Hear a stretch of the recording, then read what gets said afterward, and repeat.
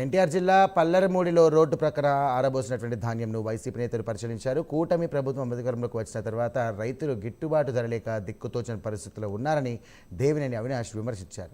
రైతుల దగ్గర కూడా రాజకీయం చేస్తున్నారని, ప్రభుత్వం రైతులపై కక్షపూరితంగా వ్యవహరిస్తోందని మండిపడ్డారు. అలాగే నష్టపోయిన మామిడి రైతులకు ఎకరాకు 50,000 రూపాయలు నష్టం పరిహారం ఇవ్వాలని ఈ సందర్భంగా వారు డిమాండ్ చేశారు.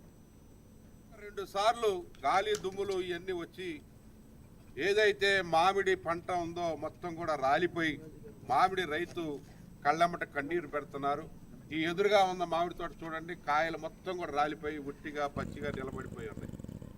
అదే కాకోకుండా ఈరోజు ఇది ప్యాడీ, ఈ ప్యాడీ కొనే నాదులు లేడు. ఇగో బస్తాలు పంపించామంటారు, డిస్ట్రిక్ట్ సివిల్ సప్లైస్ ఆఫీసర్కి చెప్పామంటారు. మేమంతా రైతులు అంతా కలిసి కొంతమందిని తీసుకొని డిఆర్ఓ దగ్గరికి కూడా వెళ్ళటం జరిగింది. డిఆర్ఓ గారు ఆయా సివిల్ సప్లైస్ వాళ్ళు మొత్తం కూడా అన్నీ చేస్తున్నారని చెప్పారు.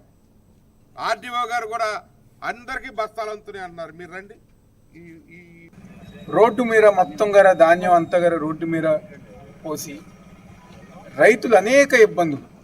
అంటే ఒకసారి వాళ్ళందరూ బాధ వింటుంటే నిజంగా మా అందరి గారు చాలా బాధగా ఉంది.